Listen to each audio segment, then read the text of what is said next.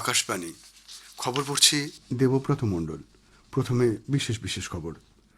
রাষ্ট্রপতি দ্রৌপদী মুর্মুর অভিভাষণের মধ্য দিয়ে আজ সংসদের বাজেট অধিবেশন শুরু হয়েছে। পরে সম্প্রতি প্রয়াত প্রাক্তন সদস্যদের প্রয়াণে উভয় সভায় দিনের মতো মুলতবি। প্রধানমন্ত্রী নরেন্দ্র মোদী বলেছেন যে এনসিসি এমন একটি আন্দোলন যা ভারতের যুব সমাজকে আত্মবিশ্বাসী, সুশৃঙ্খল এবং জাতির প্রতি নিবেদিত প্রাণ নাগরিক হিসেবে গড়ে তোলে। মহারাষ্ট্রের পুনে জেলায় আজ এক বিমান দুর্ঘটনায় রাজ্যের উপমুখ্যমন্ত্রী অজিত পাওয়ার প্রাণ হারিয়েছেন। রাষ্ট্রপতি, প্রধানমন্ত্রী এবং লোকসভার অধ্যক্ষ শ্রী পাওয়ারের মৃত্যুতে গভীর শোক প্রকাশ করেছেন। 2025 সালের ডিসেম্বরে ভারতের শিল্প উৎপাদন 7.8% বৃদ্ধি পেয়েছে। গত 2 বছরে এই বৃদ্ধি সর্বোচ্চ। বিশাখাপত্তনমে 5 ম্যাচের টি-20 সিরিজের চতুর্থ ম্যাচে ভারত আজ নিউজিল্যান্ডের মুখোমুখি হয়েছে। আসছি বিস্তারিত খবরে।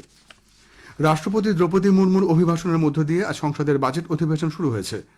ভাষণে রাষ্ট্রপতি বলেছেন, অপারেশন সিন্দুরের সময় গোটা বিশ্ব ভারতীয় প্রতিরক্ষা বাহিনীর শৌর্য ও সাহসিকতা প্রত্যক্ষ করেছে। নিজেদের ক্ষমতা ব্যবহার করে দেশ জঙ্গি ঘাঁটিগুলি উড়িয়ে দিয়েছে। ভারতের ওপর সন্ত্রাসবাদী হামলা হলে যে যোগ্য ও স্পষ্ট জবাব দেওয়া হবে অপারেশন সিন্দুরে, সে বার্তাই দিয়েছে সরকার। সিন্ধু জল চুক্তি স্থগিত করে দেওয়াও সন্ত্রাসবাদের বিরুদ্ধে ভারতের লড়াইয়ের একটি অস্ত্র।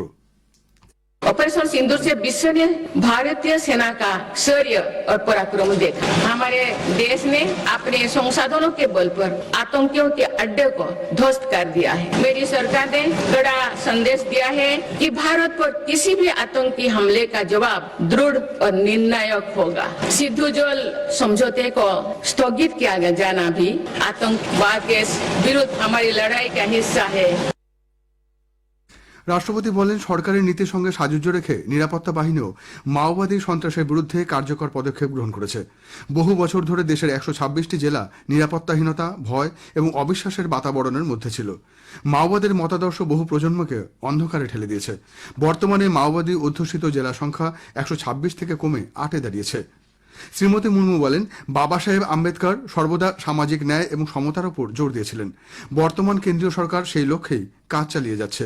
গত 1 দশকে 25 কোটি মানুষ দারিদ্র্য সীমার উপরে এসেছেন। সরকারের নিরন্তর প্রচেষ্টায় 95 কোটি ভারতবাসী এখন সামাজিক নিরাপত্তা পাচ্ছেন। আজকের ভাষণে রাষ্ট্রপতি বলেন, সরকারের সুদৃঢ় নীতি এবং উদ্যোগ দেশে কৃষি উৎপাদনের হারকে ত্বরান্বিত করেছে। খাদ্য এবং উদ্যান পালনের ক্ষেত্রে রেকর্ড উৎপাদন হয়েছে। ভোজ্য তেল, তৈলবীজ ও ডাল শস্যের ওপর কার্যকর জাতীয় মিশনের ফলে কৃষিজাত পণ্য আমদানি করার হার উল্লেখযোগ্যভাবে কমেছে। চলতি দশকের শেষ নাগাদ পুনর্নবীকরণযোগ্য শক্তির ক্ষমতা 500 গিগাওয়াটে পৌঁছানোর লক্ষ্যমাত্রা ভারত অবশ্যই অর্জন করবে বলে প্রত্যয় ব্যক্ত করেন তিনি। রাষ্ট্রপতি বলেন, গত 11 বছরে দেশের উত্তর পূর্বাঞ্চলে 70,200 কিলোমিটারের বেশি জাতীয় সড়ক তৈরি হয়েছে। গ্রামীণ এলাকার কর্মসংস্থান ও বিকাশের লক্ষ্যে বিকশিত ভারত জি রামজি আইন কার্যকর হয়েছে। ফৌজদারি অপরাধের ক্ষেত্রে 300-র বেশি পুরনো সংস্থান বাতিল করা হয়েছে বলে রাষ্ট্রপতি জানান। তিনি বলেন, বিকশিত ভারতের লক্ষ্যে সরকার এই সংস্কারমূলক কাজ চালিয়ে যাবে। উপরাষ্ট্রপতি সিপি রাধাকৃষ্ণন বলেছেন, বাজেট অধিবেশনের শুরুতে রাষ্ট্রপতি দ্রৌপদী মুর্মুর ভাষণ ছিল বিস্তৃত, ভবিষ্যৎমুখী এবং দূরদৃষ্টি সম্পন্ন। সামাজিক মাধ্যমে এক বার্তায় উপরাষ্ট্রপতি বলেন, এই ভাষণে ভারতের উল্লেখযোগ্য অগ্রগতির স্পষ্ট প্রতিফলন ঘটেছে। তৈরি হয়েছে ভবিষ্যতের রূপরেখা। লক্ষ লক্ষ ভারতবাসীর দৃঢ়, আত্মনির্ভর এবং অন্তর্ভুক্তিমূলক বিকশিত ভারতের স্বপ্ন ফুটে উঠেছে। প্রধানমন্ত্রী বলেছেন, রাষ্ট্রপতির আজকের ভাষণে সাম্প্রতিক সময়ে দেশের বিকাশের ছবি দেখা গেছে। সোশ্যাল মিডিয়ায় পোস্টে তিনি এই ভাষণকে সুসংহত ও দূরদৃষ্টি সম্পন্ন বলে উল্লেখ করেন। রাষ্ট্রপতির ভাষণের সময় বিরোধী দলের আচরণের সমালোচনা করেছেন কেন্দ্রীয় সংসদ বিষয়ক মন্ত্রী কিরেন রিজিজু। সাংবাদিকদের সঙ্গে আলাপচারিতায় রিজিজু বলেন, বিরোধীরা আজ যেভাবে আচরণ করেছে তা দেশের জন্য লজ্জাজনক। কংগ্রেস এবং তার মিত্র দলগুলিকে কখনোই ক্ষমা করা হবে না। মন্ত্রী বন্দে মাতরমের 150তম বার্ষিকী এবং বঙ্কিম চট্টোপাধ্যায়ের প্রতি শ্রদ্ধা নিবেদনের সময় বিরোধীদের হট্টগোলের কড়া সমালোচনা করেন।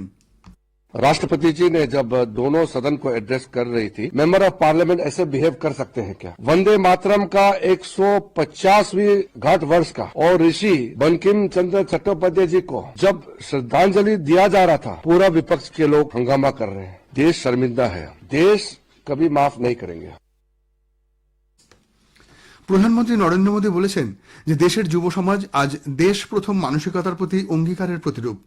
আজ নতুন দিল্লির কারিয়াপ্পা প্যারেড গ্রাউন্ডে বার্ষিক এনসিসি পিএম সমাবেশে ভাষণে তিনি বলেন, এনসিসি এমন একটি আন্দোলন যা ভারতের যুব সমাজকে আত্মবিশ্বাসী, সুশৃঙ্খল এবং জাতির প্রতি নিবেদিত প্রাণ নাগরিক হিসেবে গড়ে তোলে। বিশ্ব আজ ভারতের যুব সমাজকে অত্যন্ত আত্মবিশ্বাসের সঙ্গে দেখে। দেশ জুড়ে ক্যাডেট এবং অফিসারদের শুভেচ্ছা জানিয়ে শ্রী মোদী উল্লেখ করেন যে বছরের পর বছর ধরে সীমান্ত এবং উপকূলীয় অঞ্চল থেকে অংশগ্রহণ বৃদ্ধির সঙ্গে সঙ্গে এনসিসির শক্তি 14 থেকে 20 লক্ষেরও বেশি ক্যাডেটে পৌঁছেছে। প্রধানমন্ত্রী আনন্দের সঙ্গে বলেন যে এবছর মহিলা ক্যাডেটদের অংশগ্রহণ উল্লেখযোগ্যভাবে বৃদ্ধি পেয়েছে। बीते वर्षों में एनसीसी कैडेट्स की संख्या 14 लाख से बढ़कर 20 लाख हो चुकी है। खासकर हमारे बॉर्डर एरियाज में, कोस्टल एरियाज में एनसीसी कैडेट की संख्या में काफी वृद्धि हुई है। मेरे युवा साथियों, एनसीसी युवाओं का मंच है और इस मंच पर अपनी विरासत को भी गौरव के साथ जिया जाता है। সাম্প্রতিক ভারত ইউরোপীয় ইউনিয়ন মুক্ত বাণিজ্য চুক্তির কথা উল্লেখ করে শ্রী মোদী বলেন যে এই চুক্তি দেশের স্টার্টআপগুলিকে তহবিল এবং উদ্ভাবনী বাস্তুতন্ত্রের আওতায় নিয়ে আসার সঙ্গে সঙ্গে ভারতের সৃজনশীল অর্থনীতিকেও উৎসাহিত করবে। তিনি বলেন যে এর আগেও ওমান, নিউজিল্যান্ড, ব্রিটেন, সংযুক্ত আরব আমিরশাহী, অস্ট্রেলিয়া এবং মরিশাসের মতো দেশগুলির সঙ্গে বেশ কয়েকটি মুক্ত বাণিজ্য চুক্তি স্বাক্ষরিত হয়েছে। এই চুক্তিগুলি লক্ষ লক্ষ যুবকদের জন্য অগণিত সুযোগ তৈরি করবে। প্রধানমন্ত্রী বলেন যে অপারেশন সিন্দুর ভারতীয় বাহিনী এবং সশস্ত্র কর্মীদের শক্তি ও বীরত্ব প্রদর্শন করেছে। শ্রী মোদী বলেন যে বিকশিত ভারত কেবল অর্থনৈতিক সমৃদ্ধির মধ্যে সীমাবদ্ধ নয়। তিনি জাতীয় কর্তব্য পালনকে সর্বোচ্চ অগ্রাধিকার দেওয়ার জন্য নাগরিকদের আহ্বান জানান। খবর শুনছেন আকাশবাণী থেকে। আমাদের সংবাদ শোনা যাবে ইউটিউব চ্যানেল আকাশবাণী সংবাদ বাংলা, ফেসবুক ও ইনস্টাগ্রাম আকাশবাণী সংবাদ কলকাতা এবং এক্স হ্যান্ডেল এআই নিউজ কলকাতাতে। মহারাষ্ট্রের পুনে জেলায় বারামতিতে আজ সকালে এক মর্মান্তিক বিমান দুর্ঘটনায় রাজ্যের উপমুখ্যমন্ত্রী অজিত পাওয়ার প্রাণ হারিয়েছেন।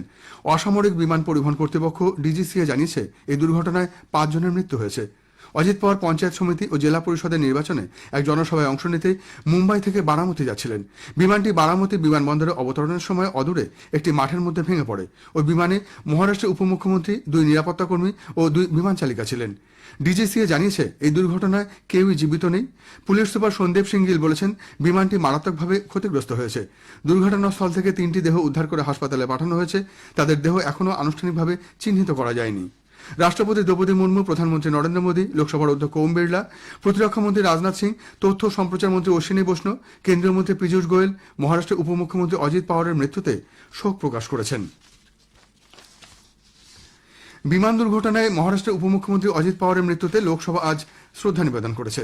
শ্রী পাওয়ার 10ম লোকসভার সদস্য ছিলেন। বাংলাদেশের প্রাক্তন প্রধানমন্ত্রী খালেদা জিয়া এবং সম্প্রতি প্রয়াত 5 জন লোকসভার প্রাক্তন সদস্যদের প্রতিও শ্রদ্ধা নিবেদন করেছে লোকসভা। পরে আজকের জন্য অধিবেশন মুলতবি করা হয়। রাজ্যসভা বাংলাদেশের প্রাক্তন প্রধানমন্ত্রী এবং সম্প্রতি প্রয়াত 2 প্রাক্তন সদস্যের প্রতি শ্রদ্ধা নিবেদন করেছে। পরে সভা আজকের জন্য মুলতবি করা হয়। উৎপাদন সূচক আইআইপির ভিত্তিতে 2025 সালের ডিসেম্বরে ভারতের শিল্প উৎপাদন 7.8% বৃদ্ধি পেয়েছে। গত 2 বছরে এই বৃদ্ধি সর্বোচ্চ স্তরে পৌঁছেছে। আইআইপি গত মাসেও তার ক্রমবর্ধমান প্রবণতা অব্যাহত রেখেছে। নভেম্বরে এই হার ছিল 7.2%। পরিসংখ্যান ও কর্মসূচি বাস্তবায়ন মন্ত্রকের প্রকাশিত তথ্য অনুসারে শিল্প উৎপাদন বৃদ্ধির মূল উৎপাদনগুলির সামগ্রিক বৃদ্ধির কারণেই এটি সম্ভব হয়েছে। প্রধানমন্ত্রী নরেন্দ্র মোদী বলেছেন দেশের সার্বিক স্বাস্থ্য ব্যবস্থা সুনিশ্চিত করতে কমপক্ষে 12,000 আয়ুষ স্বাস্থ্যকেন্দ্র খোলা হয়েছে। কেরালার আর্য বিদ্যাশালা চ্যারিটেবল হাসপাতালের 100 বর্ষ উদযাপন অনুষ্ঠানে ভার্চুয়ালি যোগ দিয়ে প্রধানমন্ত্রী বলেন দীর্ঘ পথযাত্রায় এই প্রতিষ্ঠান আয়ুর্বেদকে চিকিৎসা ব্যবস্থার শক্তিশালী মাধ্যম হিসেবে প্রতিষ্ঠিত করেছে।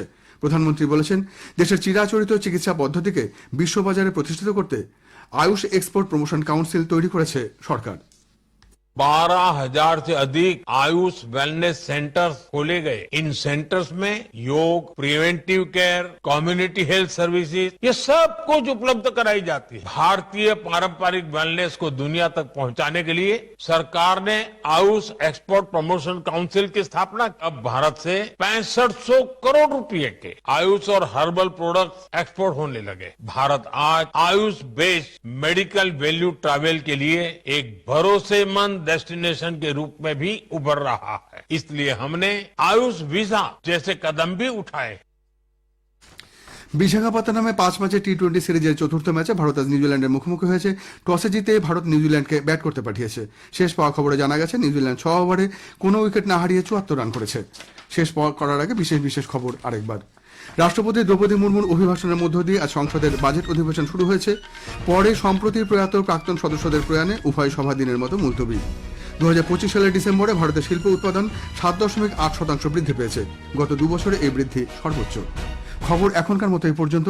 এরপর 7:50 শুনুন স্থানীয় সংবাদ।